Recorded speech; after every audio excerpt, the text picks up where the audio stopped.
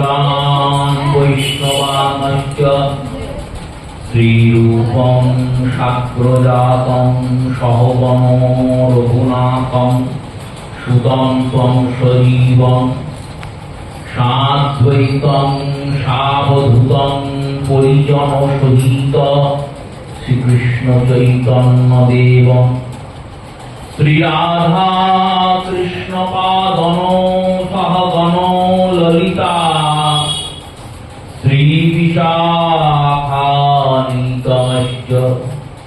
संसारदावानललिर्हरुकं त्राणाय कारुण्यघनाघनत्वं प्राप्तस्य कल्याणगुणगूर्णवर्ष वन्दे गुरौ श्रीचरणारविन्दम् यस्य प्रसादो श्रीभगवत्प्रसादो यस्या प्रसादन्नो गतिकुतो होपि ध्यायं स्तुवं तस्य यशस्त्रिसन्ध्यां वन्दे गुरौ श्रीचरणारविन्दम् गुरवे गौरचन्द्राय राधिकायै तदालिने कृष्णाय कृष्णभक्ताय तद्भक्ताय नमो नमः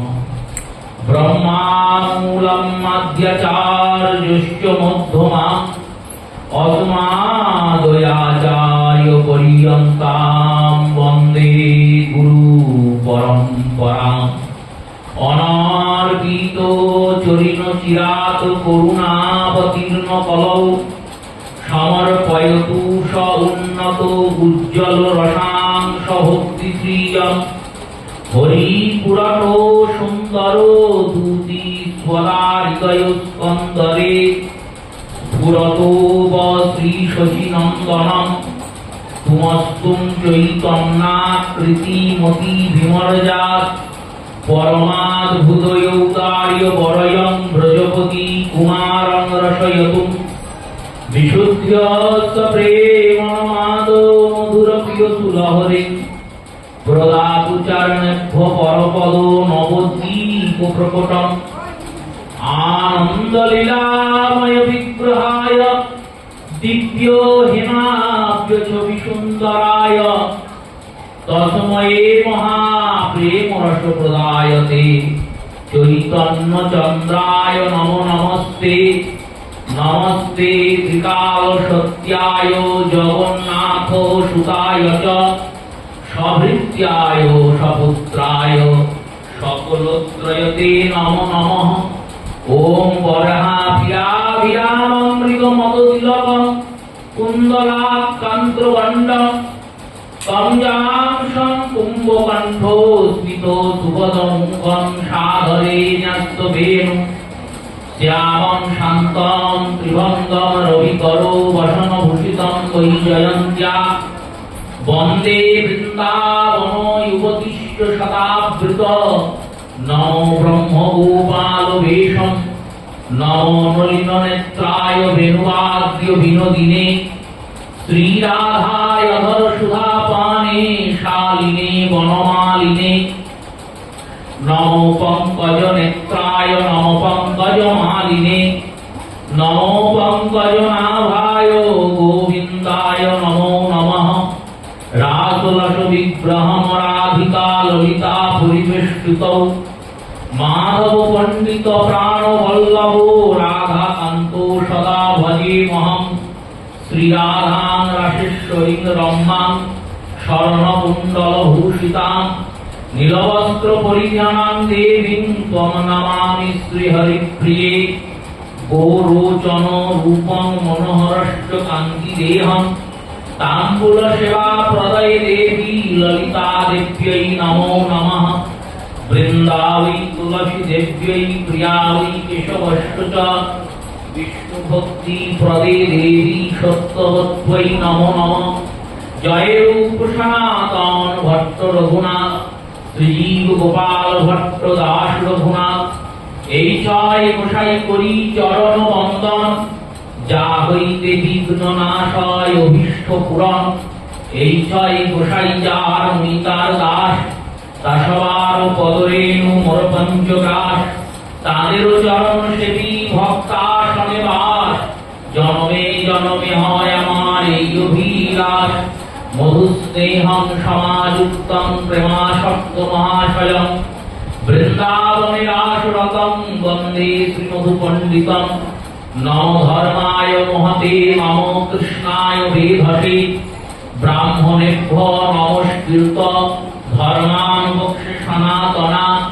বাঞ্ছা কল্পতরুরভস্য কৃপা সিন্ধুবৈব চ, পতিতানাং পাবনেভ্যো বৈষ্ণবেভ্যো নমো নমঃ। সকল শ্রোতা ভক্ত বৈষ্ণব মাতৃজনেরে আমি করি নমস্কার। সবে চরণ ধুলি দেহ মস্তকে আমার। হরে কৃষ্ণ কৃষ্ণ কৃষ্ণ হরে হরে, হরে রাম রাম রাম হরে হরে। শ্রী গুরু প্রেমানন্দ সীতানাথ নিতাই গৌর হরি বল। শ্রী গুরু প্রেমানন্দ সীতানাথ নিতাই গৌর হরি বল।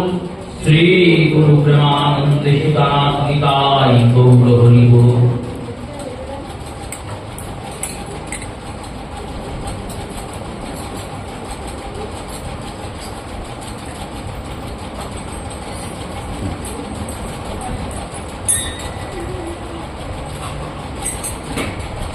নমামীশ্বরং সচ্চিদানন্দরূপং, वृषत्कुण्डलं गोकुले विराजमानं।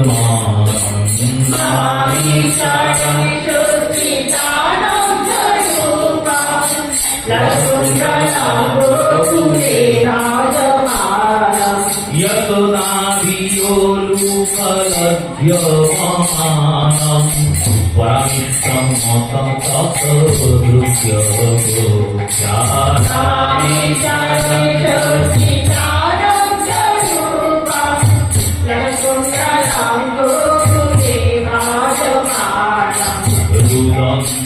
मुहुर्निद्रजुगमङ्गलिजन्तं, पराम्भज युगेन शातन्तनेत्रं। मौनाशुतं क्रीखान्तकण्ठ, कृतप्रैवो दामोदरं भक्तिवर्ज्य।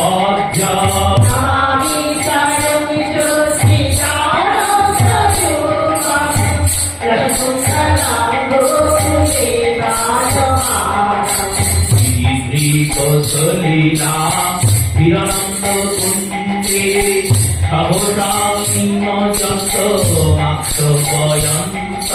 त्वदीयोषितेषु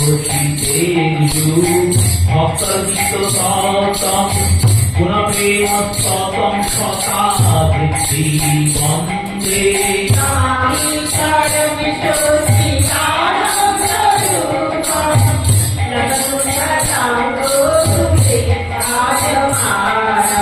परम देव मोक्षं नाम शम्भोधिवा, नाचनं करेण हंकर्षादवेह, इदं देव गुणार्थ गोपाल बाल।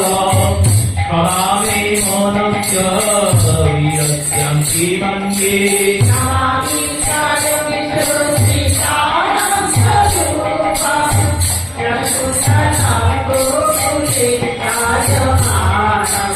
इदं देवो भगवय व्यक्तमिते बिम्ब, कुण्डलसीधरक्तञ्च गोप्या, मोचं हितो मे भगतो धर्ममे। मनस्य वीरस्य मलं लक्ष्मणाब्धे,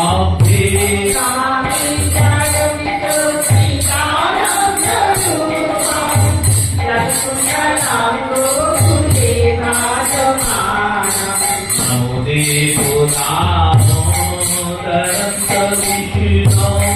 प्रसिद्धप्रभो दुःखजालविमग्नं, विवादिष्टिविष्टाति दीनं पतानु, विरामीशमद्य मेधात्रिविश्व।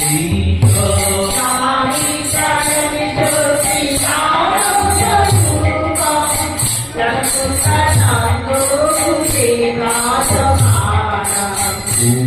কুবেরাত্মজৌ পদ্মপুত্রযাবত তয়ামৌচতৌ ভক্তি ভাজৌকৃতৌ চ তথা প্রেম ভক্তিং সকামে প্রযচ্ছ নমঃ মে হস্তিদামোদরে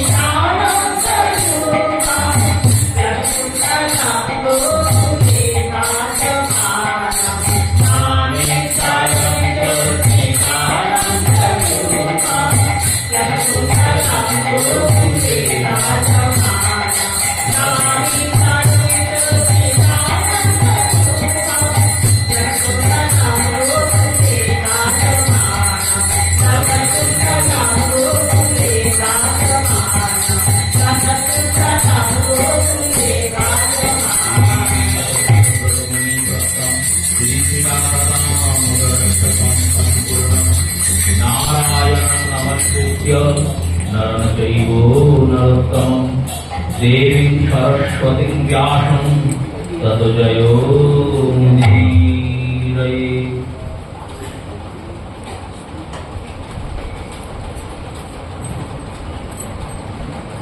শ্রী শ্রী গৌর গোবিন্দ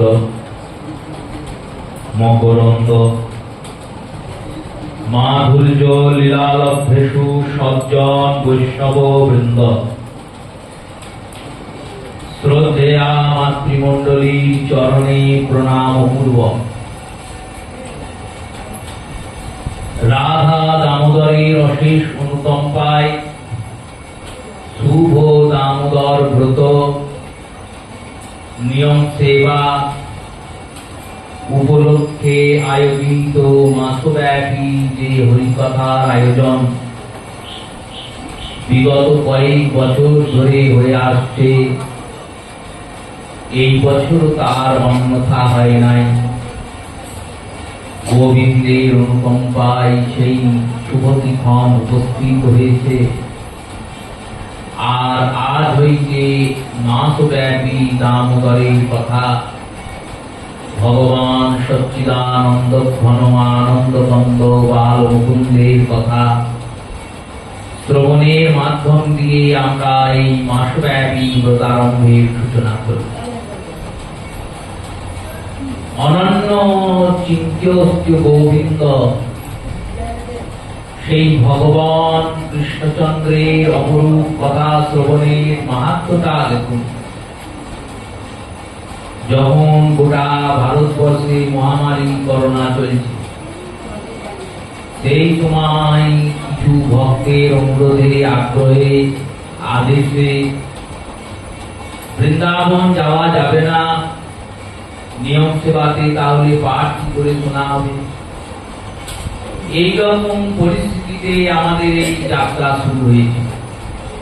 প্রথম বছর রাধাকান্ত মন্দিরে হয়েছে। সেখানে মাস্ক পরে স্যানিটাইজার ব্যবহার করেও এত লোকের জমায়েত হয়েছে। বারবার পুলিশ প্রশাসন এসেছেন, দেখেছেন, কিন্তু ভগবানের অনুকম্পা দেখুন, একজনেরও কিছু হয়নি।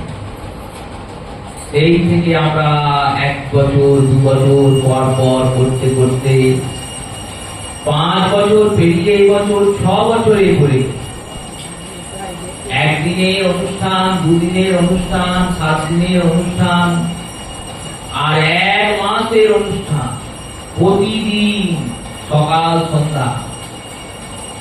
এর পিছনে যে কত পরিশ্রম, কত ভক্তের সদিচ্ছা, কত জনের অগাধ সময় দান লুকিয়ে আছে, সেটা যারা শুনছেন তারা হয়তো উপলব্ধি করতে পারবেন না।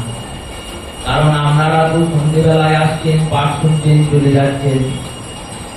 এই আসার আগে আর যাওয়ার পরে অনেক কর্ম, সবাই মিলে আমরা একসাথে গোবিন্দের সেবা, গোবিন্দের ভক্তদের সেবা, ভগবানের সেবাতে ভগবান যারা তুষ্ট হন, ভগবানের ভক্তের সেবায় অধিক তুষ্ট হন। বারংবার ভগবান এটা বলেছেন, গীতাতে বলেছেন আমরা জানি, পড়ি, শুনি। মহাপ্রভু বললেন জেনে পড়ে শুনে কোনো লাভ নেই। আপনি আচরে ধর্ম অন্যের শিখায়, আচরণ বিনে ধর্ম শিখনে না। জেনে পড়ে শুনে লাভ নেই, জানিয়ে তো আর লাভ নেই। জানলাম, শুনলাম, পড়লাম, লোককে বললাম, কিন্তু নিজেদের আচরণটা তো ঠিক করতে হবে। ভগবান বললেন আমার থেকে আমার ভক্তের সেবা করলে আমি অধিক তুষ্ট হই। এই কারণেই আমরা এই ভক্তদের সেবা করব বলি। কোন রকম চাঁদা না তুলে, এত বড় অনুষ্ঠান হয় কোনো চাঁদা তোলা হয়, এত বড় অনুষ্ঠান হয় কোন রকম বাইরের বড় সড়ো লোকেদের থেকে অনুদান, দান, প্রতিদান নেওয়া হয়। যার কাছে যাওয়া হয় তিনি যা তার ইচ্ছাতে দেন সেটা নেওয়া। এই গোবিন্দের কৃপা ছাড়া সম্ভব নয়। যাই হোক, সেই মহতি ভগবানের অশেষ অনুকম্পায় 5 বছর পার করে আমরা 6ষ্ঠ বৎসরে উপনীত হয়েছি। আজ থেকে আমরা 1 মাস ব্যাপী ভগবানের অনুকম্পাতে কম্পিত হয়ে নির্বিঘ্নে নির্বিকারে ভক্তিময় রূপে ভগবানের এই কথা যাতে শ্রবণ করতে পারি, এই প্রার্থনা যুগল চরণে জানিয়ে আজকের হরিকথা সূচনা করি। শ্রীমদ্ ভাগবতে 10ম স্কন্ধে 1ম অধ্যায় মহারাজ পরীক্ষিত সুখদেব গোস্বামী পাদকে বলছেন, শ্রীরাজ উবাচ কথিত বংশ বিস্তার ভবতা সোমসূর্যয় রাজ্যাঞ্চ ভয় বংশানাং চরিতাং পরম অদ্ভুতম। বললেন, হে গোস্বামীপাদ, হে গুরুদেব, হে আচার্য বর, কথিত বলুন। কি বলবেন? বংশ বিস্তার, বিস্তৃত ভাবে সেই বংশের কথা বলুন। কোন বংশের কথা? অন্যায় করছেন মহাজনরা, বললেন সোম। সোম মানে চন্দ্র, চন্দ্রদেবের একটি নাম সোম। এই সোম বললেন, সোম ঠিকই, কিন্তু এই সোম বংশের মধ্যে সূর্যয়, সোম বংশ মানে চন্দ্রের বংশ। ক্ষত্রিয় কুলে 2টি বংশের বিস্তার। আমাদের সনাতন হিন্দু ধর্মে প্রত্যেকের নাম, পদবী, উপাধি পৃথক পৃথক, কিন্তু যখন আপনি কোন দেবকর্ম করতে যাবেন, তখন ওই দেবকর্ম করতে যখন যাবেন, তখন ব্রাহ্মণেরা সংকল্প করাবে। এই সংকল্প যখন হবে, তখন সংকল্পে যিনি মুখার্জি তিনিও দেব শর্মা, যিনি ব্যানার্জি তিনিও দেব শর্মা, যিনি ব্রাহ্মণ গোস্বামী তিনিও দেব শর্মা, যিনি চ্যাটার্জি তিনিও দেব শর্মা, যিনি ভট্টাচার্য তিনিও দেব শর্মা। আবার অনুরূপ ভাবে যিনি দত্ত, দত্ত বলে একটা টাইটেল হয়তো আমাদের, তিনি তখন বণিজ মানে বণিক, যিনি দেব তিনিও বণিক, যিনি ঘোষ তিনি দাস, যিনি পাল তিনি দাস। কেন এরকম? এগুলি আমাদের সনাতন ধর্মের রহস্য। এই রহস্যগুলো আমরা চিন্তাই করি না, আমরা খালি পাশ্চাত্যের পিছনে ছুটি। এই যে গতকাল মা দুর্গা চলে গেলেন, হয়তো কোনো কোনো মণ্ডপে মা দুর্গার মূর্তিটা রাখা আছে, আমাদের মণ্ডপও আছে, ও কাল বিসর্জন হবে। কাল কেন, 1 বছর পর করলেও কোনো যায় না, কারণ ওটা এখন মূর্তি হয়ে যায়। যেমন শোকেসে সাজানো মূর্তি, সে বিসর্জন করুন আর রেখে দিন শোকেসে সাজিয়ে, কোনো অসুবিধা না। তেমনই প্রাণহীন মূর্তি ওই শোকেসে সাজানো মূর্তির সমান। মা দুর্গার নেই কেন, বিসর্জন হয়েছে, বিসর্জনের দিনেই বিসর্জন হবে। কেউ কেউ বলছে বৃহস্পতিবার বিসর্জন করা যাবে না, কেন বললো কিবার বিসর্জন হয়? এটা একটা আবেগ, এটা ধর্ম নয়, এখানে ধর্মের কোনো নিয়ম নেই। ধর্মের নিয়ম অনুযায়ী যেদিন বিসর্জন সেই দিনই বিসর্জন, আর বিসর্জন হয়েও গেছে। কেমন করে বলল, মন্ত্র বিসর্জন দিয়েছেন পুরোহিত, বিসর্জন না দিলে যাত্রাই হবে না, বিসর্জন না দিলে অপরাজিতা পূজা হবে না। যেমন আবাহন আছে তেমনই বিসর্জন। পূজা আর সেবার মধ্যে এটাই পার্থক্য, আমরা এগুলো উপলব্ধি করি না।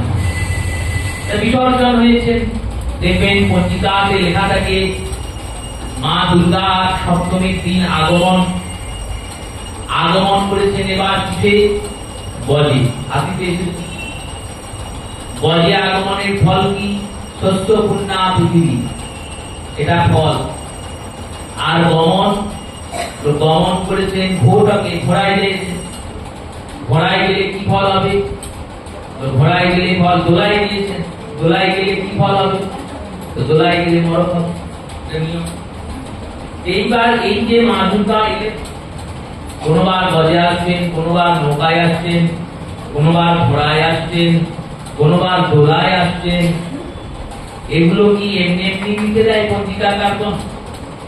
যারা পাঁচি লেখে, এই 1432 সাল চলছে, ইংরেজি 2025 সাল চলছে, ইংরেজি ক্যালেন্ডার যে কেউ তৈরি করতে পারে। কেন? ইংরেজিতে যে মাস যেদিন হওয়ার সেই মাস সেই দিনই হয়, বাড়েও না কমেও না। যে মাস 31-এ সেটা দেখবেন পরের বছর 31 হবে, যে মাস 30-এ সেটা পরের বছর 30-এ হবে। ওদের কোনো তিথিও নাই।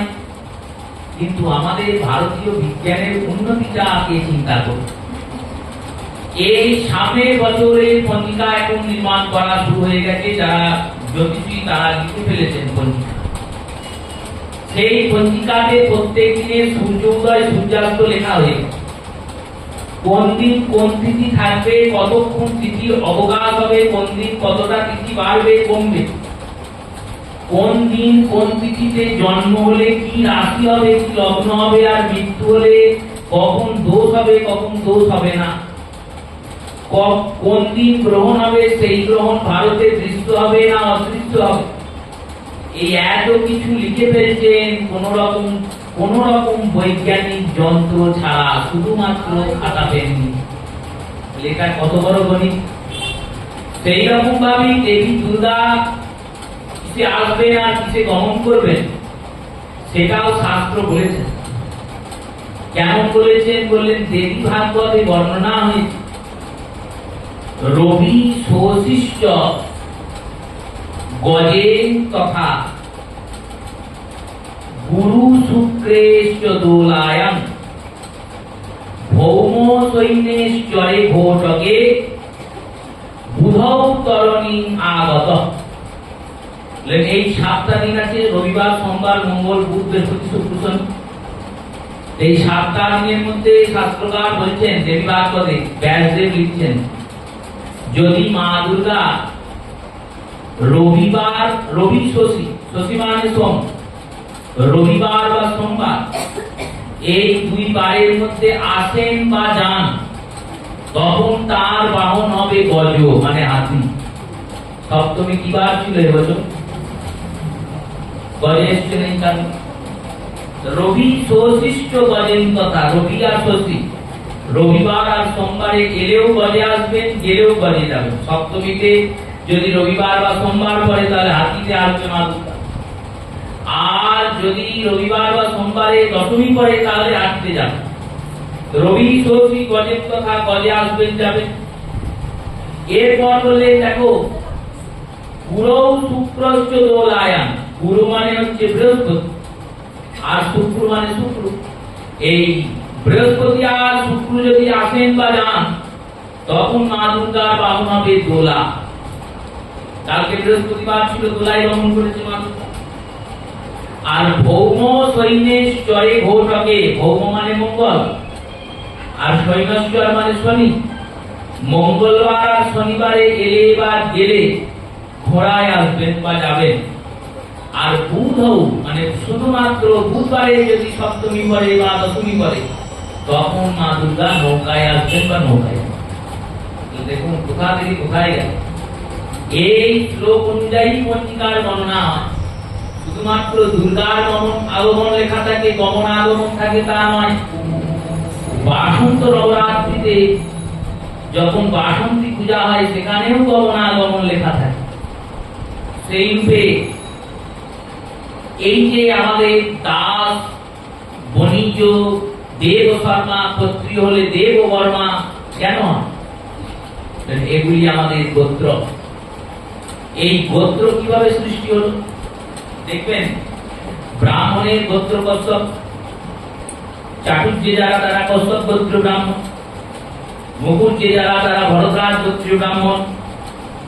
কশ্যপ গোত্রীয় ব্রাহ্মণ যেমন আছেন, আপনি সমাজের মধ্যে অনেক সর্ব খুঁজে পাবেন। চাষি, কৃষক কশ্যপ গোত্রে। এবার কশ্যপ গোত্রের ব্রাহ্মণ হলো বুঝলাম, ব্রাহ্মণের ছেলে ব্রাহ্মণ, কশ্যপ ঋষি ব্রাহ্মণ ছিলেন, তার থেকে জন্মাতে জন্মাতে কশ্যপ গোত্র পেয়ে গেল। চাষি কি করে কশ্যপ গোত্র হলো? শাণ্ডিল্য গোত্রে যেমন ব্রাহ্মণ আছে তেমনি শাণ্ডিল্য গোত্রের ক্ষত্রিয় বৈশ্য শূদ্র আছে। মোদগল্য গোত্রে যেমন ক্ষত্রিয় আছে শূদ্র আছে। ভরদ্বাজ গোত্রেরও ক্ষত্রিয় শূদ্র আছে, বৈশ্য আছে। এরকম কেন হলো? এর উত্তর দিলেন শাস্ত্রকার।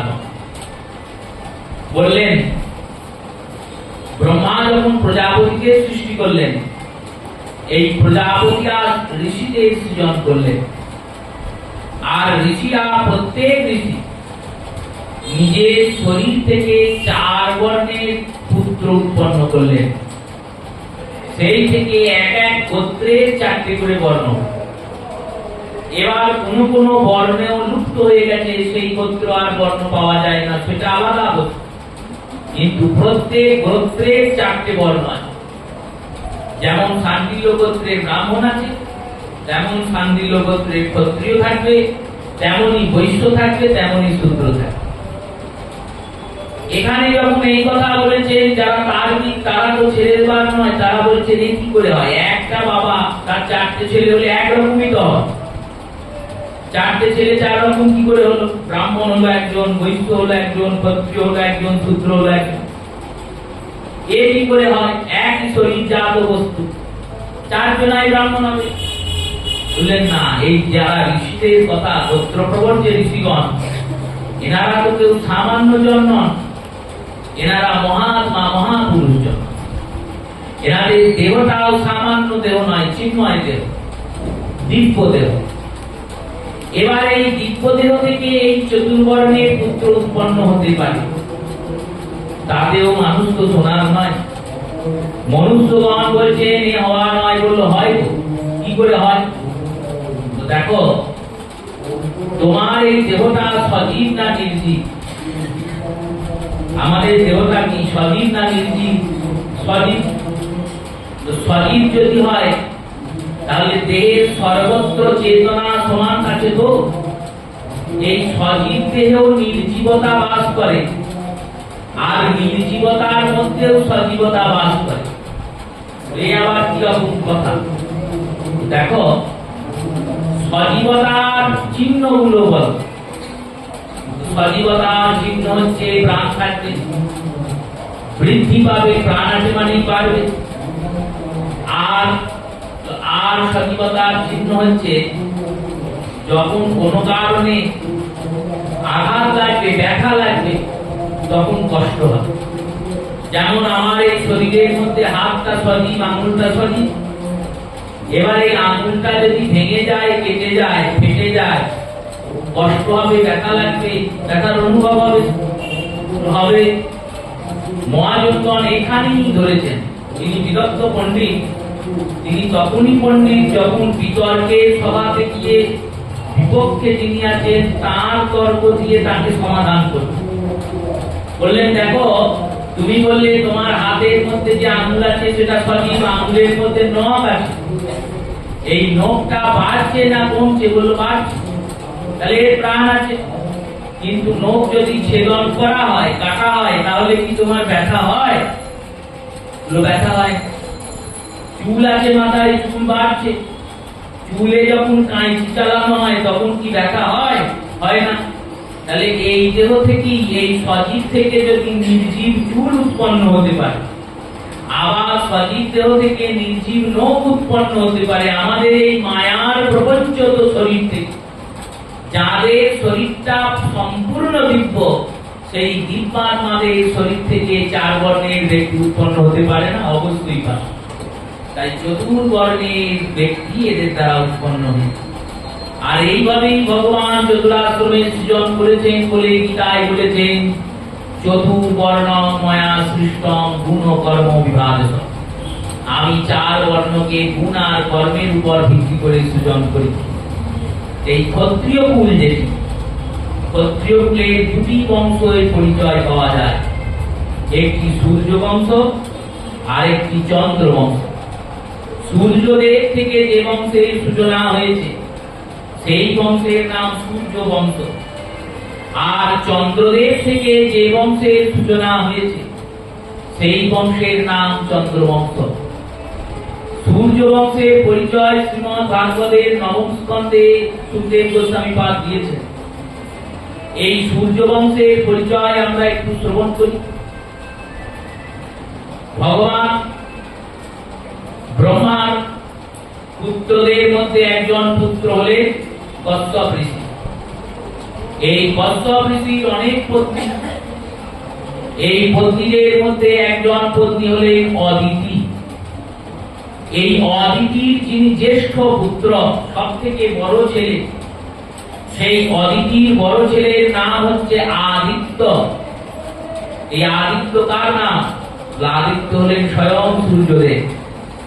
সূর্যদেব হচ্ছেন কশ্যপের পুত্র। এই আদিত্যরূপী সূর্যদেব, তার পুত্র হলেন বৈবস্বত মনু। বৈবস্বত মনুর পুত্র মানধাতা। মানধাতার পুত্র মুচুকন্দ। মুচুকন্দের পুত্র ইক্ষাকু। ইক্ষাকুর পুত্র দণ্ড। দণ্ডের পুত্র সগর। সগরের পুত্র অংশুমান। অংশুমানের পুত্র ভগীরথ। ভগীরথের পুত্র বিরুতাস্য। বিরুতাস্যের পুত্র হরিশ্চন্দ্র। হরিশ্চন্দ্রের পুত্র রোহিতাস্য। রোহিতাস্যের পুত্র দিলীপ। দিলীপের পুত্র রঘু। রঘুর পুত্র অজ। অজর পুত্র দশরথ। আর দশরথের পুত্র শ্রীরামচন্দ্র। বলিয়ে রাজা রামচন্দ্র ভগবান কি। এই হলো সূর্য বংশ। তেমনই চন্দ্রের বংশ আছে। চন্দ্রের বংশ কেমন না, চন্দ্রের পুত্র হচ্ছেন বুধ। বুধের পুত্র পুরর্বা। পুরর্বার থেকে এই বংশের বিস্তার। এই বিস্তৃত বংশে পুরর্বার পর একজন রাজা হয়েছেন, তার নাম অম্বরীশ। এর চরিত্র ভাগবতে আমরা শুনেছি। এই অম্বরীশের পরে এই বংশের বিস্তার হয়েছে নভবের পুত্র অম্বরীশ। অম্বরীশের পরে এই বংশ বিস্তৃত হয়েছে, আর এই বংশ বিস্তৃত হতে হতে জাতি নামক এক রাজা হয়েছেন এই বংশে। এই জাতির পুত্রের নাম যযাতি। যযাতির 5 জন পুত্র, 2 জন পত্নী। এই 2 জন পত্নী আর 5 জন পুত্র, দেবযানী আর শর্মিষ্ঠা। এই 2 জন পত্নী থেকে 5 জন পুত্র হয়েছেন যযাতি। এই পাঁচজন পুত্রের মধ্যে যিনি জ্যেষ্ঠ পুত্র তার নাম হচ্ছে যদু, আর কনিষ্ঠ পুত্র তার নাম হচ্ছে কুরু। এই কুরু থেকে যে বংশ সৃষ্টি হয়েছে সেই বংশের নাম কৌরব, আর যদু থেকে যে বংশ সৃষ্টি হয়েছে তার নাম যাদব। যাদবরাও চন্দ্রবংশীয় রাজা, কৌরবগণ চন্দ্রবংশীয় রাজা। এবার মহারাজ পরীক্ষিত করেছেন, হে রাজন, এই যে চন্দ্রবংশের কথা আপনি বললেন, নবম স্কন্ধে চন্দ্রবংশের কথা উনি বিচক্ষণ ভাবে বলেছেন। যযাতি চরিত্র বিরাট রূপে বর্ণনা করেছেন, যেখানে যযাতি বিশাল চরিত্রের বর্ণনা করে বুঝিয়েছেন ভোগের দ্বারা কখনো নিবৃত হওয়া সম্ভব নয়। যেমন আগুনকে কেউ ঘি দিয়ে নেভাতে পারবে না, তেমনি আমার ভোগাকাঙ্ক্ষা ভোগ দ্বারা নিবৃত হবে না। একমাত্র যখন আমি এই ভোগের আকাঙ্ক্ষা নিবারণ করব, ত্যাগ করব, তখনই আমার ভোগের আকাঙ্ক্ষা নিবারণ সম্ভব। এই যযাতির চরিত্র বলেছেন, এই যযাতির চরিত্র শুনেছেন শ্রী পরীক্ষিত রাজা, কিন্তু তবুও ইচ্ছা করছে জানতে এই চন্দ্রবংশে একজন জন্মিয়েছেন। চন্দ্রবংশে কে জন্মিয়েছেন না সোম সূর্যয়, সোম বংশে সূর্য স্বরূপ জন্মিয়েছে। সোম মানে চন্দ্র। এবারে চন্দ্রের বংশে সূর্য কেন? টিকা বললেন শ্রীধর গোস্বামী পাদ বললেন দুটি কারণে সূর্য বলছে। একটি কারণ কবিরাজ গোস্বামী পাদ চৈতামৃতে এর উল্লেখ করলেন, কৃষ্ণ সূর্য সম মায়া ঘন অন্ধকার, জয়ছে কৃষ্ণ তৈছে নাহি মায়ার অধিকার। কৃষ্ণ সূর্য সম, সম মানে সমান, মানে সূর্যের মতো। অন্ধকার ঘনকাল রাত্রি, সেই ঘনকাল রাত্রিতে কোন ব্যক্তি যাচ্ছেন, যখন বনপ্রদেশ দিয়ে যখন যাবেন তখন মনে ভয় হবে। তুচ্ছ তুচ্ছ যে শব্দগুলো সেগুলো আমাদের ভয় সঞ্চার করবে। সর্বের ভয়, ব্রাহ্মের ভয়, হিংস্র জীব জন্তুর ভয়, ভয় হবে। তো এই ভয় হবে যখন, এই ভয়ের থেকে নিবারণের উপায় কি? একটা উপায় আছে, সেটা হলো আলো যদি কাছে থাকে বা আগুন যদি কাছে থাকে। এবার যার কাছে ধরুন আগুন নাই বা আলো নাই, তার উপায় কি? বনের প্রদেশ দিয়ে তাকে যেতেও হবে, আর কাছে কোনো আলো নাই, আগুনও নাই, আর অমাবস্যার রাত্রি, অন্ধকার। এই সময় সে কি করবে? সে একটা কাজ করতে পারে। কি কাজ? একটা ভালো গাছ থেকে সেই গাছের ডালে উঠে বসতে হবে। ডালে উঠে বসে অপেক্ষা করতে হবে। কিসের অপেক্ষা? যতক্ষণ না সূর্য ওঠে ততক্ষণের অপেক্ষা। কেন সূর্যটার অপেক্ষা করবে? কেন? সূর্য উঠলে ওই হিংস্র জীবজন্তু সূর্যের আলোকে ভয় করে। সূর্যের আলো দেখলেই সাপ গর্তে ঢুকে যাবে, বা তার বাসায় চলে যাবে। আর যেসব হিংস্র জীবজন্তু ভয় আছে বনে রাত্রে বেলায়, সেই সমস্ত হিংস্র জীবজন্তু সব লুকিয়ে পড়ে সূর্যের আলো পেলে। এই সংসারটা অরণ্য স্বরূপ, আর এই ভব সংসার অরণ্যে, ভবারণ্যে, ভববিষ্ণবে আমরা যাত্রা করেছি, যাচ্ছি। যাচ্ছি কোথায়? যাচ্ছি কোথায়? যাওয়া শুরু করেছি কোথা থেকে? যেদিন জন্মিয়েছি সেদিন যাওয়া শুরু করেছি। আচ্ছা, যাচ্ছি কোথায়? মৃত্যুর দিকে যাচ্ছি। সবাই তো যাচ্ছি আমরা। জন্মিয়েছি, জন্মের পরের থেকে হাঁটা শুরু করছি। কেন? না মৃত্যুর দিকে হাঁটছি। আমরা যেদিকেই যাব, তুমি উত্তরে যাও, পূর্বে যাও, পশ্চিমে যাও, দক্ষিণে যাও, যতই হাঁটো আর যতই যাও, তুমি কিন্তু পৌঁছাবে মৃত্যুর কাছে। কারণ জন্মিয়েছো মানে মৃত্যু পথযাত্রী তুমি। এই মৃত্যু পথযাত্রী হয়ে জীবন পথে তুমি চললে মৃত্যুর দিকে, আর এই মৃত্যুর দিকে যখন যাচ্ছ তখন এই মৃত্যুর দিকে ঘনকাল রাত্রির মধ্যে তোমায় সংসার পার করতে হবে। এই ঘনকাল রাত্রি হচ্ছে মায়া।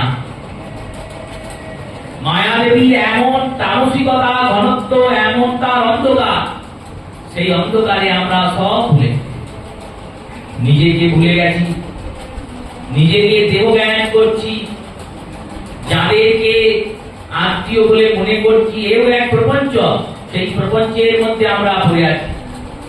যা যা নিজে মনে করছি সবটাই প্রপঞ্চ, ভ্রম। কিন্তু মনে তো করছি আর মনে করে চলছিও।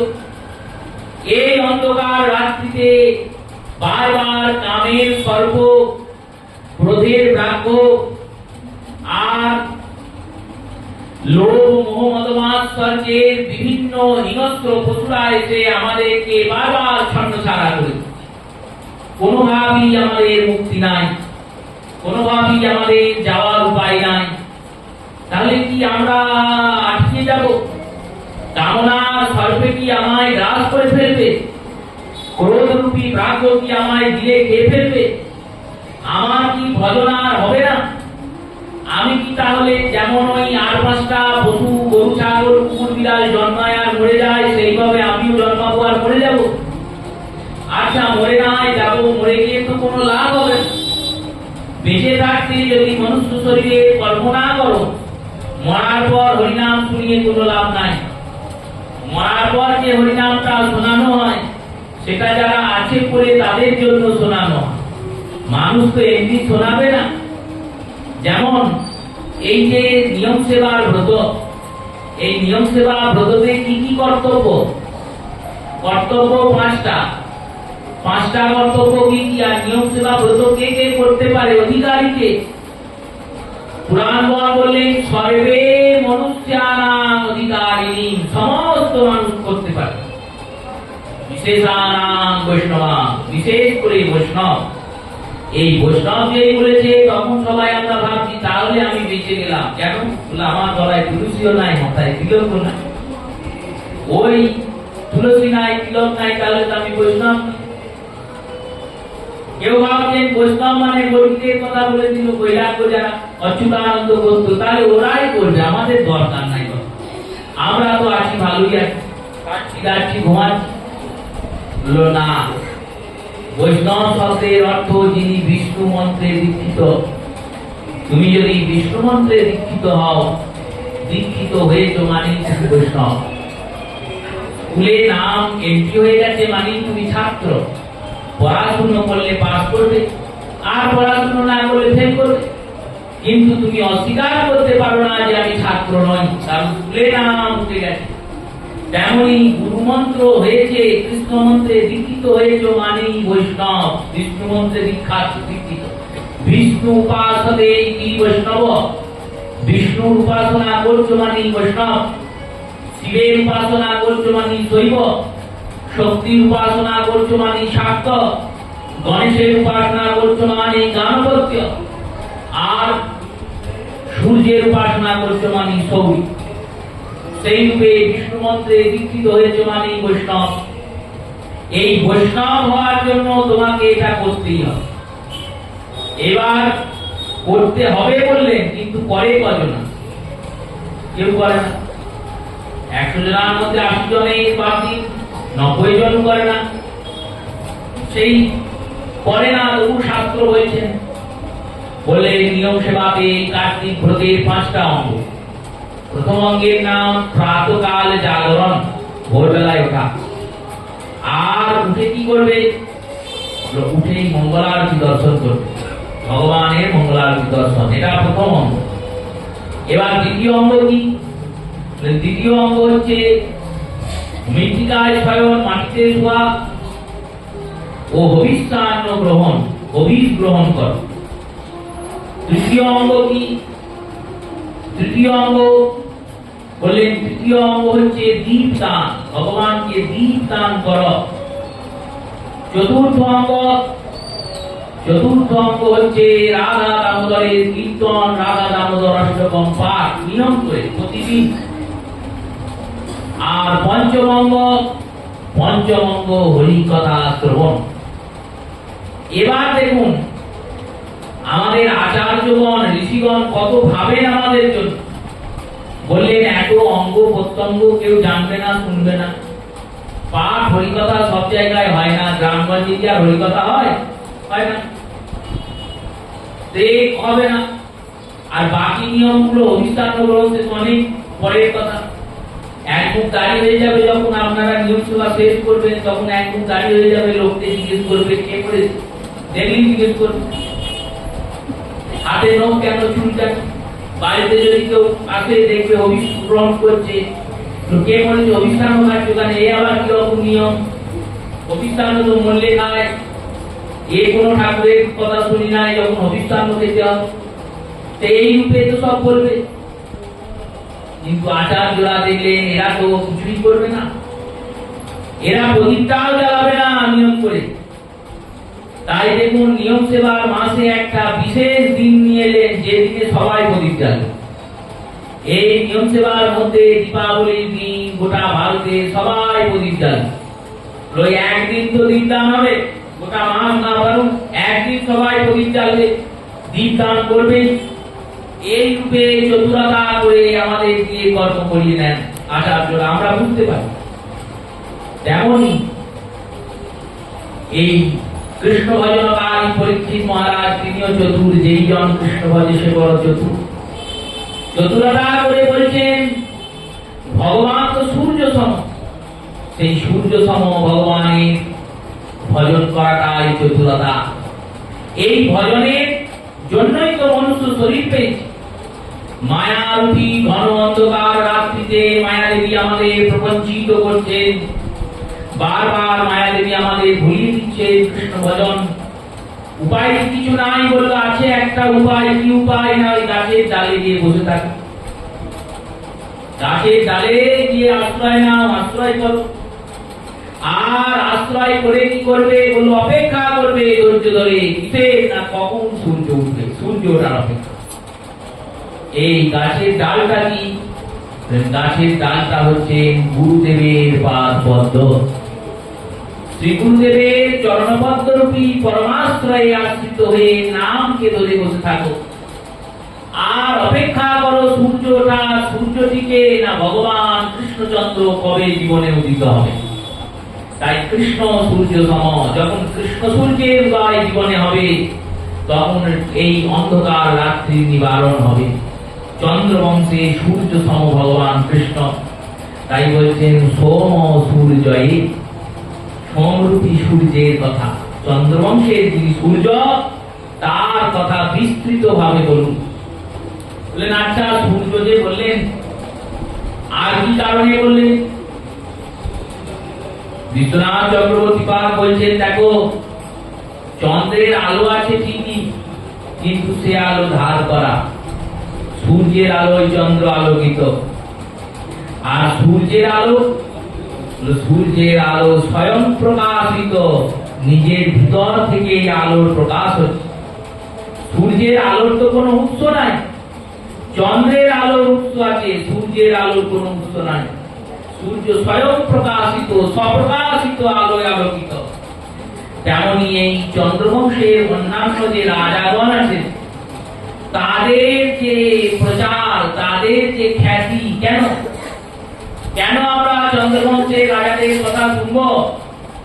চন্দ্রবংশের রাজাদের এই প্রকাশ, প্রচার, প্রচার, প্রকাশ, খ্যাতি সব ধার করা। কার ধার করা? সূর্যের ধার করা।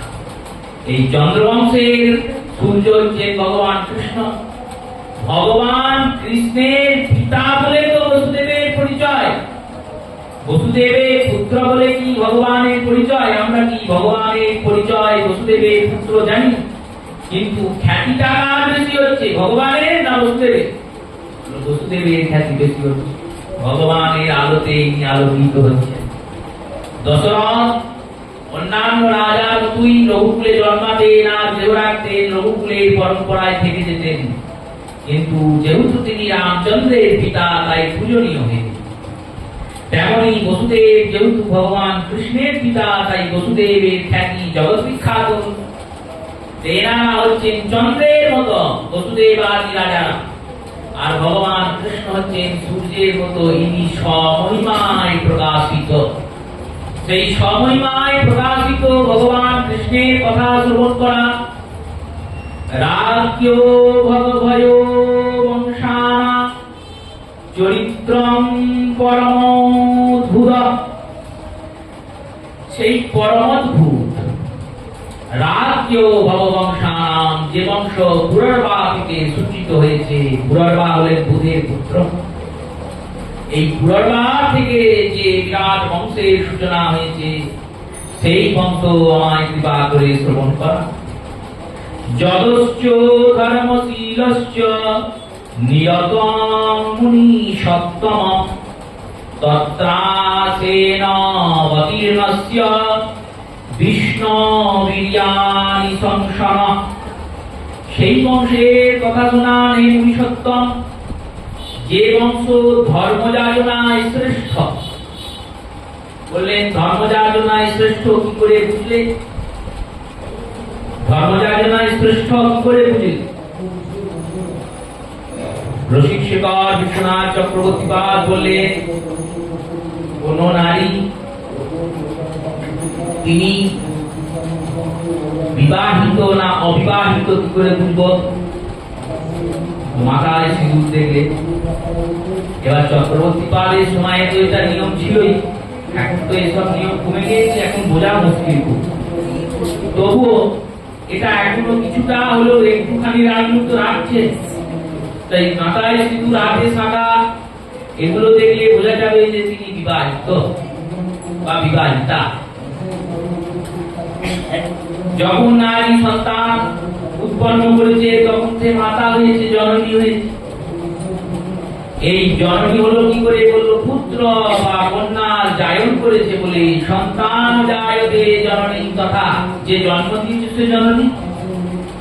তেমনি ধর্মে যে নারা শ্রেষ্ঠ তার প্রমাণটা পেলাম কি করে? বললেন ধর্মে শ্রেষ্ঠতার সব থেকে বড় প্রমাণ এই বংশে ভগবান জন্মিয়েছেন। ভগবান জন্মিয়েছেন আর জন্মিয়ে প্রমাণ করে দিয়েছেন যে এই বংশটা শ্রেষ্ঠ বংশ, তাই তো তিনি জন্মিয়েছেন, না জন্মাবেন কেন? তাহলে তো সবার ঘরে ভগবান জন্মাবে। যেমন আকাশে প্লেন ঘুরছে, এরোপ্লেন। এবারে এরোপ্লেন উঠতে উঠতে ঘুরতে ঘুরতে সারাদিন ঘুরলো, ঘোরার পরে কি সব জায়গায় নামতে পারবে? আপনি যদি বলেন আমার বাড়ির ছাদে নামো, নামবে? তার নামার জন্য একটা বিশেষ স্থান চাই। তেমনি ভগবানকে জগতে আসার জন্য একটা বিশেষ বংশের দরকার হয়। ভগবানের জগতে আগমনের জন্য বিশেষ পিতা মাতার প্রয়োজন হয়। আর সেই পিতা মাতারা ধর্মকে রক্ষা করেছেন বলেই ধর্মময় ভগবান তাদের কোল আলো করে অবতীর্ণ হয়েছে। তাই পরীক্ষিত রাজন বলছেন সেই ধর্মীয় বংশ, সেই ধর্মশীল, শুধু ধর্ম নয়, শীলতা। শীল মানে কুলীনতা, লজ্জা। এই শীলতাকেও তারা পালন করেছেন। ধর্মশীলশ্চ নিরত্যাং মুনিসত্তমম, সাধু গুরু বৈষ্ণবদের ভক্তি করেছেন। এই সব গুণ আছে বলে তবে ভগবানকে তারা পেয়েছেন, না হলে পেতেন না। এখানে পূর্বপর রাজাদের কথা বর্ণনা হয়েছে। যদু নামক যে রাজন, তিনি এত বড় ভক্ত, শ্রীমদ্ ভাগবতের একাদশ স্কন্ধে এই যদুরাজের কথা প্রাপ্তি হচ্ছে। এই যদু নামক যে রাজা, ভগবান কৃষ্ণের যিনি পূর্বপুরুষ, ইনি বনবিহার করছেন। বনবিহার করতে করতে দত্তত্রয় ভগবানের দর্শন পেয়েছেন। দত্তত্রয় ভগবানকে জিজ্ঞাসা করেছেন, প্রভু, লোকে সবাই বলে গুরু আশ্রয় না করলে গোবিন্দ মেলে না। গুরু আশ্রয় করার আমার খুব ইচ্ছা, কিন্তু কাকে গুরু করব এটা আমি বুঝতে পারি না। দত্তত্রয় ভগবান বললেন, দেখো, দীক্ষা একবারই হবে, দীক্ষা মন্ত্র একবারই হবে। যেমন ছাত্র ছাত্ররূপে তোমার একবারই প্রবেশ হবে। বিদ্যারম্ভ সংস্কার একবারই হবে, বারবার হয় না বিদ্যারম্ভ। বিদ্যারম্ভ মানে হাতে করে, হাতে করি ঠাকুর মশাই ওই যেদিন দিয়ে দিলেন মা সরস্বতীর কাছে, সেই দিন থেকে তুমি অধিকার পেয়ে গেলে কিছু লেখার, কিছু বলার, কিছু পড়ার, কিছু জানার। তার আগে তো তোমার অধিকার নেই, কারণ তুমি যদি অনধিকার হয়ে কিছু লেখো, কিছু বলো, কিছু পড়ো, সেই জ্ঞান সম্পূর্ণরূপে তুমি প্রাপ্তি করতে পারবে না। অধিকারী নয় যায় ধর্ময়া চরিতে, অচিরাত বিনাশ পায় সে হাসিতে খেলিতে। বিদ্যা যদি কেউ চুরি করে গ্রহণ করে, সেই বিদ্যার উপর মা সরস্বতী কুপিতা। কর্ণ বিদ্যা চুরি করেছিল বলে কর্ণের শেষ কালে গুরুদেব বিদ্যাকে হরণ করে নিয়েছে। কর্ণ কি চুরি করেছে না নিজের পরিচয় গোপন করেছে। কর্ণ নিজেকে ব্রাহ্মণ পরিচয় দিয়ে পরশুরামজির কাছে গিয়েছেন। বিশ্বকে অস্ত্র শিক্ষা দেওয়ার পর পরশুরামজি প্রতিজ্ঞা করেছিলেন কোন ক্ষত্রিয়কে আর অস্ত্র শেখাব না। কেন? এরা এমনিতেই যুদ্ধ জানে, এদের রক্তের মধ্যে যুদ্ধ আছে। তারপরে আবার আমার কাছে অস্ত্র শস্ত্র শিখে ভীষ্ম এমন একজন মহারথী হয়েছে যে আমার সঙ্গে যুদ্ধ করেছে। আর মহাভারতে ব্যাসদেব বলছেন ভীষ্ম আর পরশুরামের যে ভয়ঙ্কর যুদ্ধ হয়েছে, সেই যুদ্ধে অন্তিমে মহাদেব প্রকট হয়ে ভীষ্মকে বলেছেন তুমি এবার যুদ্ধকে সমাপন করো, কারণ তোমাদের যুদ্ধে পৃথিবী রসাতলে যাওয়ার উপক্রম। যত অস্ত্র পরশুরামজির কাছে, পরশুরাম তো স্বয়ং ভগবান, তার কাছে তো অস্ত্র থাকবেই। তিনি সপ্ত চিরঞ্জীবী একজন, এখনো জীবিত অবস্থায় তিনি পৃথিবীতে বসবাস করছেন। এখনো নিত্য তিনি ভগবত অর্জন করছেন, ভগবত কথা শুনছেন, ভগবত আসরে আগমন করছেন। যেখানে শ্রীমদ ভাগবত সপ্তাহ বিধিপূর্বক অর্জন বন্ধন হয়, সেখানে এই পরশুরামজির আসন করতে হয়। 7 জন চিরঞ্জীবীকে ডাকতে হয়, আহ্বান করতে হয়, 33 কোটি দেব দেবীকে আহ্বান করতে হয়। বিরাট বড় কর্মকাণ্ড সপ্তাহ। সেই পরশুরামজি তাঁর তো অস্ত্রের শেষ না, কিন্তু ভীষ্ম এমন একজন বীর যোদ্ধা, তিনিও সেই সমান তালে যুদ্ধ করে যাচ্ছেন। তাই পরশুরাম ভীষ্মের পরে প্রতিজ্ঞা করেছিলেন যে আর কোনো ক্ষত্রিয়কে অস্ত্র শিক্ষা দেব না। ভীষ্মের পরে দ্রোণাচার্য পরশুরামের শিষ্য, তিনি ব্রাহ্মণ। ব্রাহ্মণকে দেবো বা অন্য বর্ণকে দেবো, ক্ষত্রিয়কে আর শেখাবো না। ক্ষত্রিয়কে শেখালে মুশকিল, এরা গুরু মারা বিদ্যে করছে, গুরুদেব কি মেরে দিতে বসেছে। তাই ভীষ্মের পর আর ক্ষত্রিয়কে শেখাননি। এবার কর্ণ দিয়েছেন। কর্ণ মনে মনে ভাবছেন আমি তো সুদপুত্র, সারথীর ছেলে, সারথী মানে ড্রাইভারের ছেলে। এই পরিচয় শুনে যদি এও আমাকে খেদিয়ে দেয়, এও বলে তোমাকে পড়াবো না, শেখাবো না, যাও পালাম। উচ্চ বর্ণের ব্রাহ্মণ সেজে গিয়েছেন পরশুরামের সাথে। পরশুরামজিকে গিয়ে বললেন আমি ব্রাহ্মণ সন্তান। এবার পরশুরামজি যখন ধরতে পারলেন, বুঝতে পারলেন, তখন কর্ণকে অভিশাপ দিলেন তুমি পরিচয় গোপন করে বিদ্যা নিয়েছ, অনধিকার বিদ্যা গ্রহণ করেছ। অধিকারী নয় চাই ধর্মে আচরিতে, অচিরাত বিনাশ পাই হাসিতে খেলিতে। যেদিন জীবনে সব থেকে বেশি প্রয়োজন হবে এই বিদ্যার, সেদিন আর তোমার কোনো মন্ত্র মনেই করবে। এই কারণে বিদ্যা যদি কেউ অনধিকারে নেয়, সেই অনধিকার বিদ্যা গ্রহণ করলে সরস্বতী দেবী তার প্রতি কুপিতা হন। যদু জিজ্ঞাসা করেছেন দত্তত্রয়কে, দত্তত্রয় ভগবান বলেছেন যেমন বিদ্যা আরম্ভ হলেই সে ছাত্র হয়ে যায়। এবার ছাত্রের এক একবার এক এক রকম শিক্ষক হয়। বিদ্যা আরম্ভ যিনি করান তিনি মূল শিক্ষক, প্রথম শিক্ষক। প্রাথমিক যিনি পড়াচ্ছেন তিনি প্রথম প্রাথমিক শিক্ষক। এরপর যখন আরেকটু উঁচু ক্লাসে যাবে, তখন সেই শিক্ষকের যদি সেই ছাত্রকে অধ্যয়ন করানোর ক্ষমতা না থাকে, তাহলে নতুন কোন শিক্ষকের কাছে যেতে হবে। তিনি যদি না পারেন, তখন আরো কারোর কাছে যেতে হবে। তেমনি দীক্ষা গ্রহণ করলাম মানে আমি ভজন রাজ্যে প্রবেশ করলাম। দীক্ষা গ্রহণের দ্বারা কৃষ্ণ ভজনের অধিকার পেলাম, ভজন রাজ্যে প্রবেশ হল। এইবার এই ভজন রাজ্যে প্রবেশের পরে আমি আরো কিছু জানতে চাই, শিখতে চাই, করতে চাই, ভজনের রাজ্যে এগুতে চাই। তাহলে কি আমার এগুলো ইচ্ছাটা ভুল? বললেন না, ভুল নয়। তাহলে এগুলো কি করে? তো যে দীক্ষা দিচ্ছে তাকে দিয়ে আগে জিজ্ঞাসা করো, তিনি যদি সামর্থ্যবান হন, তিনি যদি সামর্থ্যবান গুরু হন, তাহলে তার কাছেই পুনরায় গিয়ে সব মন্ত্র আদি গ্রহণ কর। যদি তিনি বলেন না আমার এর থেকে বেশি জানা নাই, তখন তার অনুমতি নিয়ে দ্বিতীয় গুরু, তৃতীয় গুরু কর। তবে শুধুমাত্র ভজনের শিখব বলে, অন্য কোনো কারণে নয়। অন্য কোনো কারণে যদি তুমি গুরুর পরিবর্তন করো, সেখানে অপরাধ হবে। দত্তত্রয় ভগবানের আগে না 24 জন গুরুর কথা বলেছিলেন। যে দত্তত্রয় 24 জন গুরুর কথা যাকে বলেছিলেন, তিনি হচ্ছেন স্বয়ং যদুরাজ। আর এই যদুর বংশেই ভগবান কৃষ্ণ জন্মিয়েছেন। বলছেন পরীক্ষিত রাজন, অবতীর্ণ যদুর বংশে ভগবান ভূত ভাবনা কৃতবান ইয়ানি বিশ্বআত্মা তানি পদ বিস্তারত।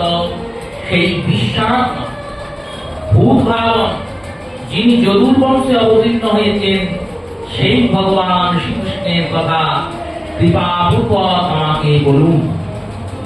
এই যখন জিজ্ঞাসা করেছেন, তখন শ্রী সুখদেব গোস্বামীপাদ ভগবানের সেই অমূল্য জন্মলীলা বৃত্তান্ত শোনাতে শুরু করেছেন। এখনো অনেক সময় বাকি, সবে আজকে সূচনা হয়েছে। আমরা এই 1 মাস ধরে ভগবানের সেই বিস্তৃত ভাবে ভগবত বংশ কথা, ভগবান কৃষ্ণচন্দ্রের সেই অপরূপ লীলাময় প্রেমময় কথা আস্বাদন করব। সেই দামোদরের চরণে দেখুন, এটি অতি শুভ মাস, দামোদর মাস। এই মাসে যদি কেউ ব্রত, নাম, তপস্যা ছাড়া জীবনযাপন করে, কিছু যদি না পারেন, অন্তত পক্ষে দিনে একবার হলেও রাধা দামোদরের নাম করবেন। যদি তাও না পারেন, সারাদিনে একবার গিয়েও গোবিন্দকে প্রণাম করবেন। এই মাসটা এমনই শুভ। এই মাসটাতে ভগবানের অনুকম্পা অধিক। কেন? এই দামোদর মাসে মা যশোদা গোবিন্দকে দাম দিয়ে বেঁধেছিলেন। আর সত্যব্রত মুনি তিনি তপস্যা করছেন। তপস্যা করতে করতে এই লীলা দেখলেন, আর লীলা দেখে তার ধ্যান ভেঙে গেল। যখন ধ্যান ভেঙে গেল, তখন তিনি এই দামোদর অষ্টকম লিখলেন। আর লিখে বললেন, দেখো, যিনি মায়ের প্রেমডোরে বাধা বললেন এই দামোদর মাসে, তিনি জগৎকে বোঝালেন, জগৎকে শেখালেন, জগৎকে জানালেন। কি জানালেন? যেমন মা যশোদা আমায় প্রেম ডোরে বেঁধেছেন, ভালোবেসেছেন বলে আমি বাধা পড়েছি, তেমনি তুমি যদি ভালোবাসো, আমি তোমার ভালোবাসাতেও বাধা পড়ে যাব। দামোদর তো ভগবানের বাল্যরূপ, একবারে ছোট ছেলে। ছোট ছেলেকে বশ করা খুব সোজা। একটু ভালোবাসলি, যত্ন করলি, ছোট ছেলে বশ হয়ে যায়। বড়কে বশ করতে পারা কঠিন, কারণ সে বিবেকবান, সে জানবে, চিনবে, বুঝবে, তার ভালো লাগবে, তবে সে কথা বলবে, তবে সে সাড়া দেবে, তবে সে আসবে। কিন্তু এই বাল মুকুন্দ ছোট্ট গোপাল, তাকে যদি তোমরা প্রাণ ধরে ডাকো, তাহলে তিনি অতিশয় দ্রুত বশীভূত হন। তাই সেই শ্রী গোবিন্দ, শ্রী দামোদর, তিনি যাতে আমাদের উপর কৃপা করেন, তিনি যাতে ভববন্ধন থেকে আমাদের মুক্ত করেন, এই অভিলাষ দামোদরের চরণে জানিয়ে প্রত্যেক শ্রোতা, মাতা, ভক্ত বৈষ্ণব চরণে প্রণাম পূর্বক গতকাল হরিকথা অবসর দিলাম। শ্রী গুরু প্রেমানন্দে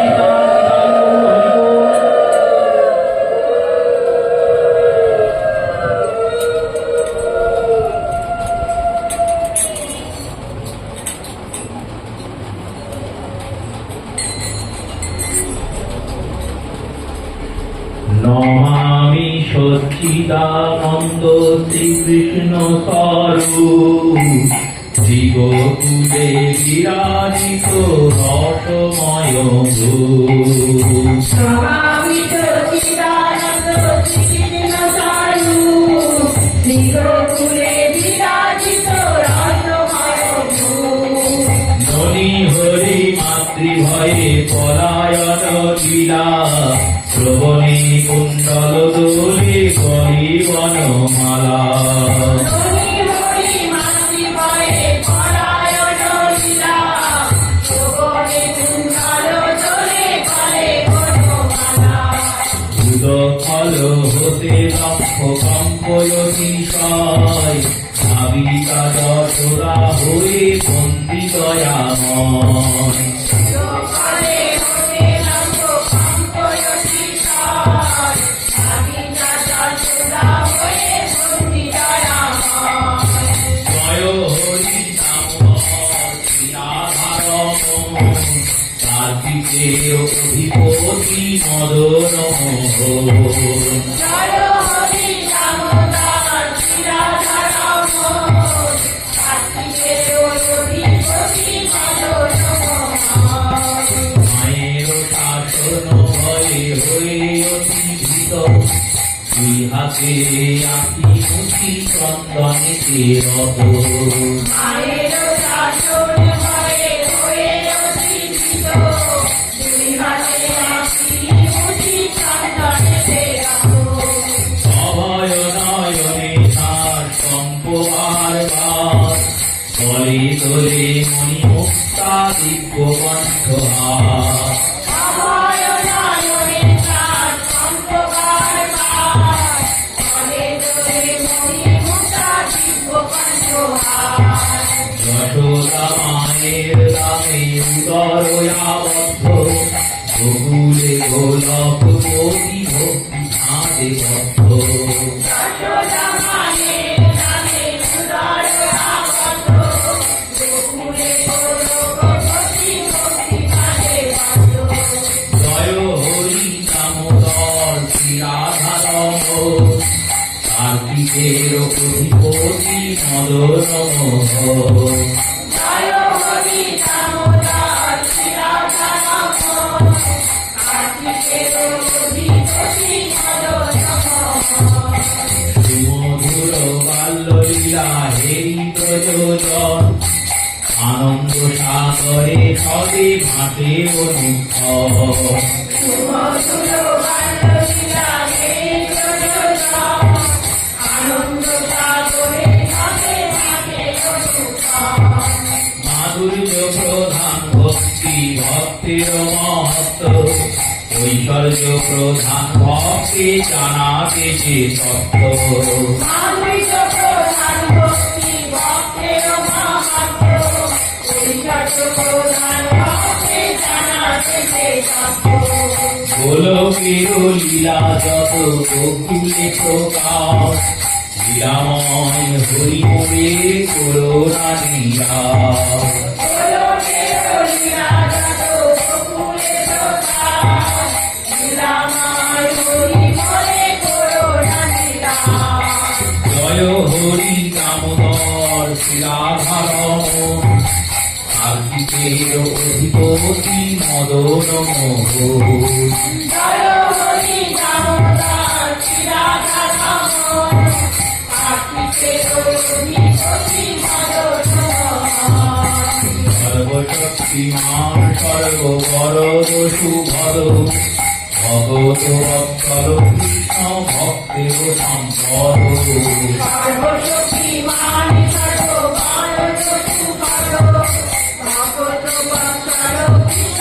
ভক্তের সম্পদ নাই চাহি শ্রী বৈকুণ্ঠ চারি পুরুষার্থ তব পদ সেবা দিয়া করোহ কৃতার্থ নাহি চাহি জীবৈকুণ্ঠ চারি পুরুষার্থ তব পদ সেবা দিয়া করো কৃতার্থ শ্রীবাল গোপাল মূর্তি জাগে মুরলীতে সরাই প্রার্থনা মোর তোমার কি পদে শ্রীবাল গোপাল মুরলী জাগে মরণীতে সদায় প্রার্থনা মোর তোমার শ্রীপদে জয় হরি দামোদর শ্রীরাধারমণ কার্তিকের অধিপতি মদন মোহন জয় হরি দামোদর শ্রীরাধারমণ কার্তিকেয় অধিপতি রক্তবর্ণ নীল বদন কমল মাধুর্য লাবণ্যময় আবৃত কুণ্ডল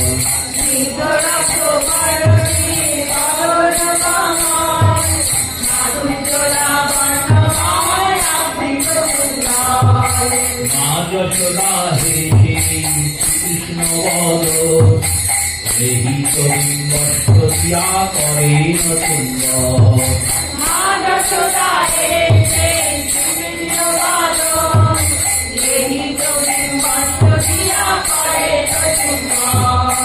সেই মুখাম পুজো মধু পান কর লক্ষ লক্ষ লাভে আর নাহি প্রয়োজন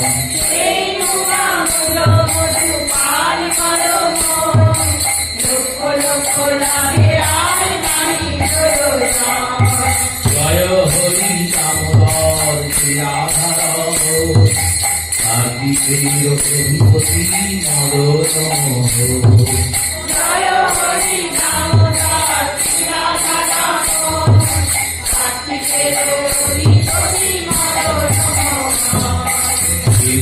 হে দামোদর হে বিষ্ণু অনন্ত তব পদে প্রভয়ামি প্রণত একান্ত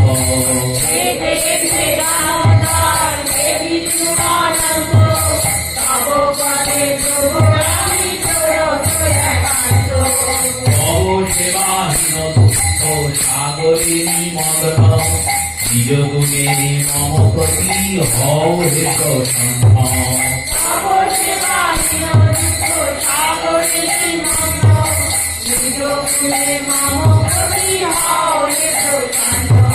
কৃপা দৃষ্টি দৃষ্টি করো বর্ষ দেবী গোলা ভয় পদ করো আকর্ষণ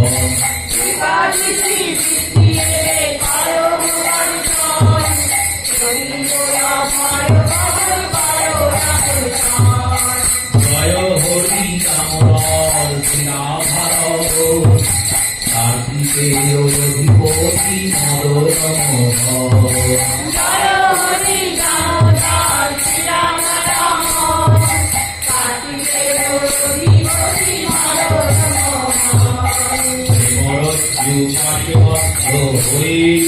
ফলে কুবের তনয় যুগে হেলায় তারিলে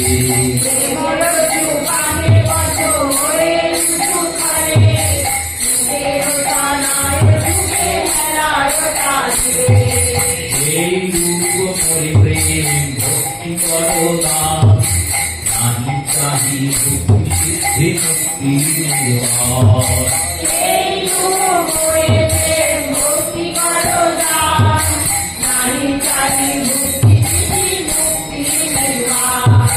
জয় হরি দামোদর শ্রীরাধার কার্তিকেয় অধিপতি মদন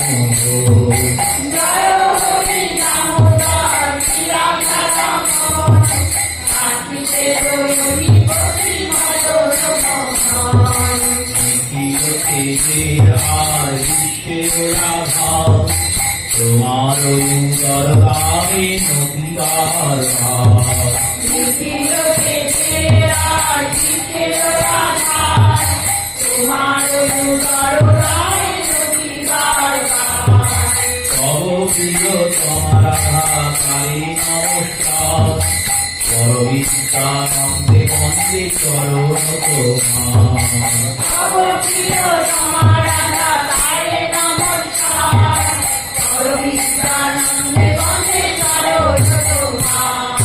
জয় হরি দামোদর শ্রীরাধার কার্তিকেয় অধিপতি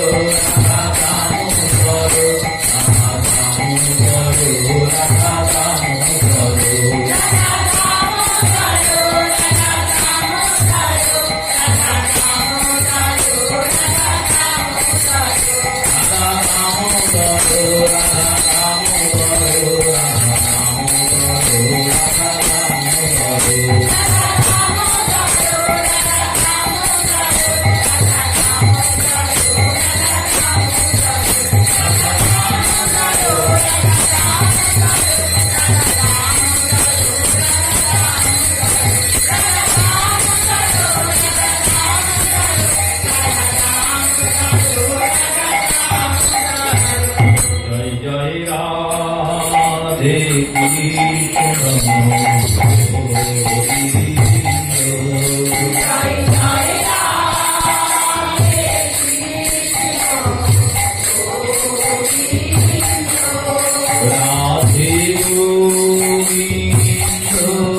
রাধে গোবিন্দ রাধে গোবিন্দ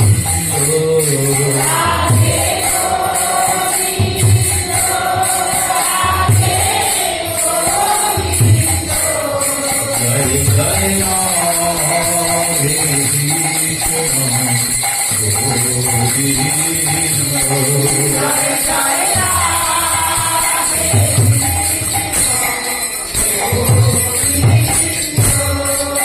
জয় জয় শ্যাম সুন্দর মদন মোহন লাবণ রাধা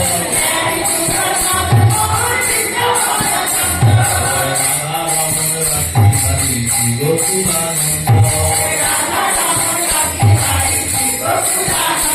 জয় রাধা কান্ত রাধা বিনোদ জয় রাধে গোবিন্দ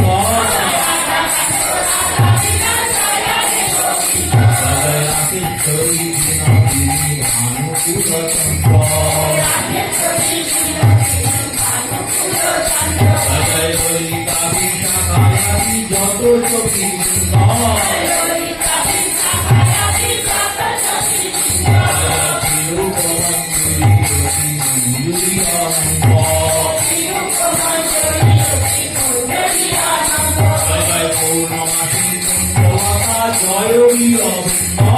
পৌর্ণমাসী কুণ্ডলতা জয় আমি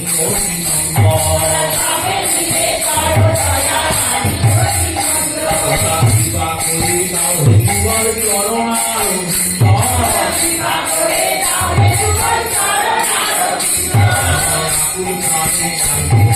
জয় রাধে গোবিন্দ জয় রাধে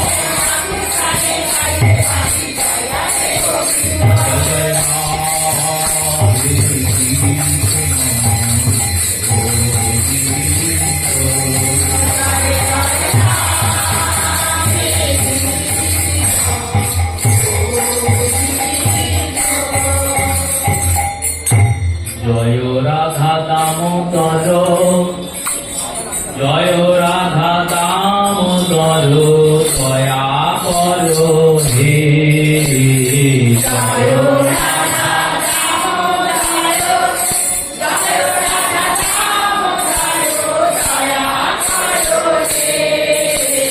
কার্তিকের অধিদেব জয় রাধা দামোদর দয়া করো হে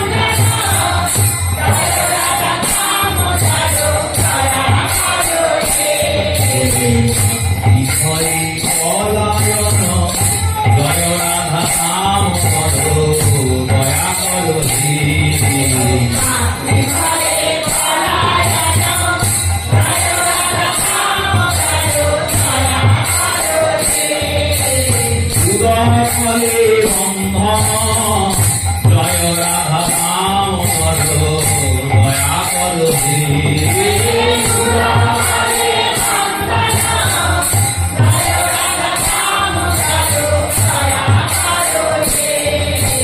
কমল অর্জুন মোচন জয় রাধা নাম করো দয়া করো হে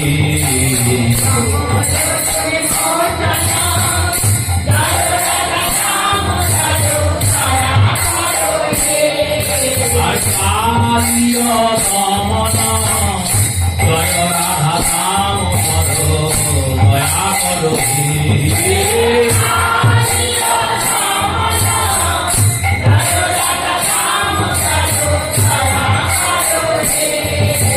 শ্রীরাজ ভাগম জয় রাধা নাম করো দয়া করো হে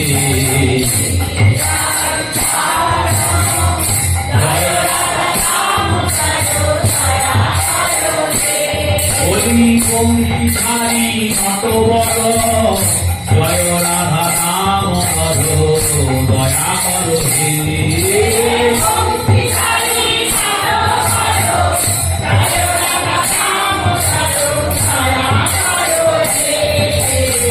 গোপীর চিতচোর জয় রাধা নাম করো দয়া করো হে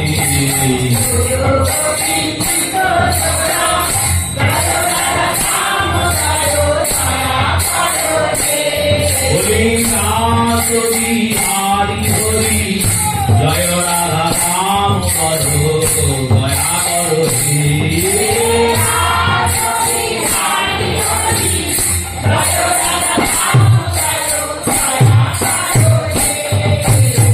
অভয় ভঞ্জন জয় রাধা নাম করো দয়া করো হে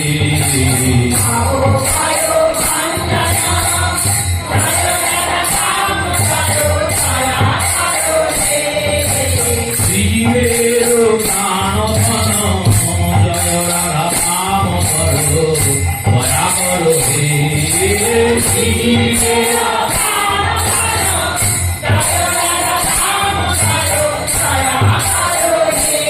ওই এবার মোদের দয়া করো হে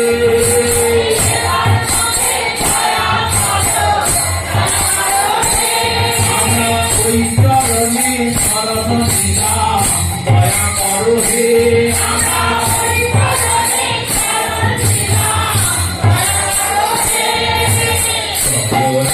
নাম করো জয় রাধা নাম করো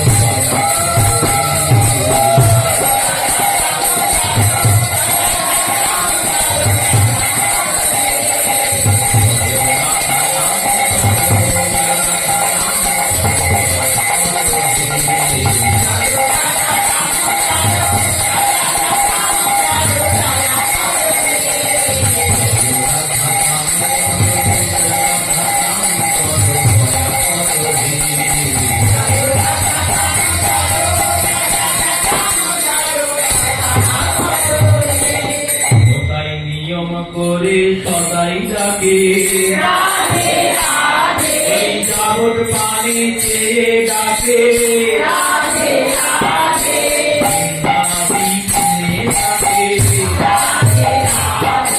যমুনা পুরী ডাকে তততে ঘুরে ডাকে তততে ঘুরে ডাকে আগে তোমার কাছে তোমায় ডাকে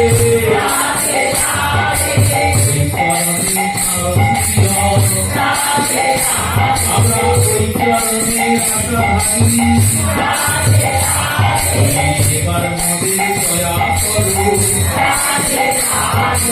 দর্শন দিয়ে প্রাণ রাখো অপার করুণা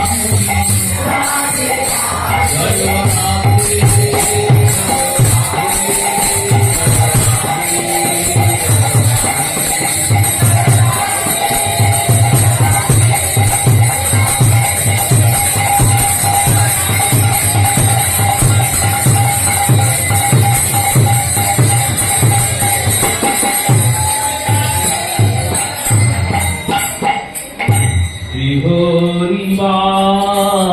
হরে হরি কীর্তন বিধান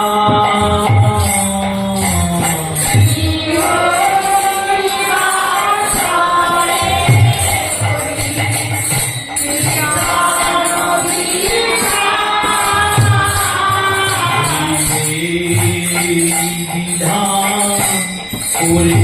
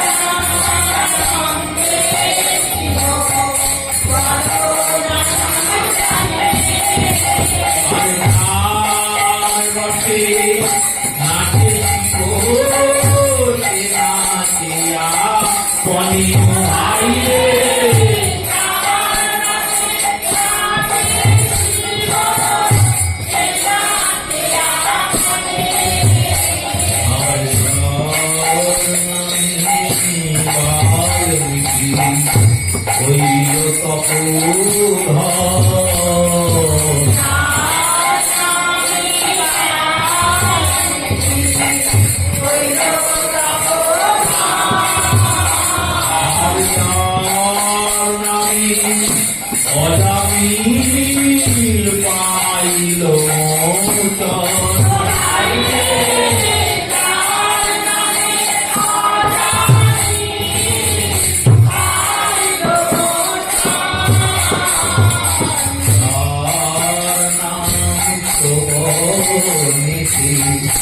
সংসার বন্ধন ঘটে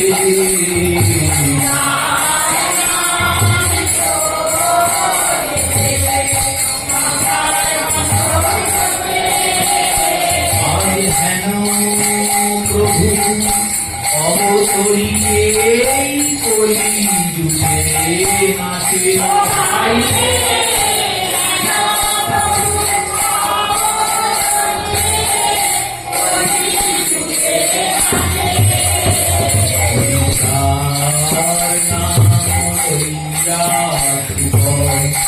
নারদ বেরা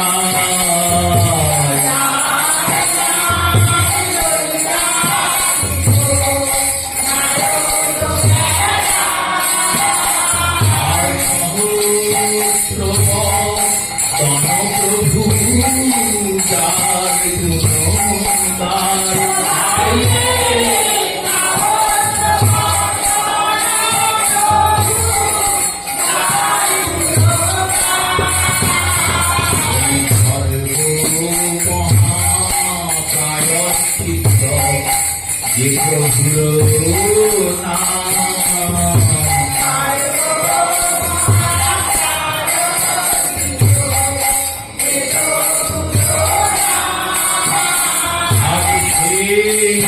প্রভু নাচে দেখো যত ভাগ্যবান